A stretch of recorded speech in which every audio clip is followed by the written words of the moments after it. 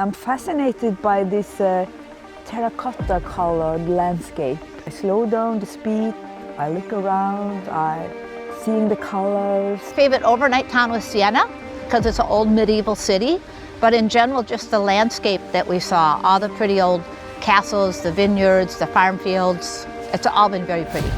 When you get up to 2,000 or 3,000 feet and look at the vineyards and the villages, the villas that are surrounding the area, it's just so beautiful. It's invigorating. So it makes the biking maybe difficult, but it makes it that much more rewarding again when you can stop and smell the roses, if you will.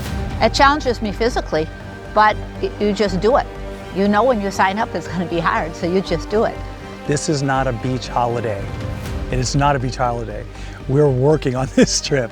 We're riding a bike for 6 or 7 hours a day, and the reward at the end of the day, you might be a little bit tired, you're hungry, but you have great food, great wine, great people to share your experiences with, so it's really well worth it.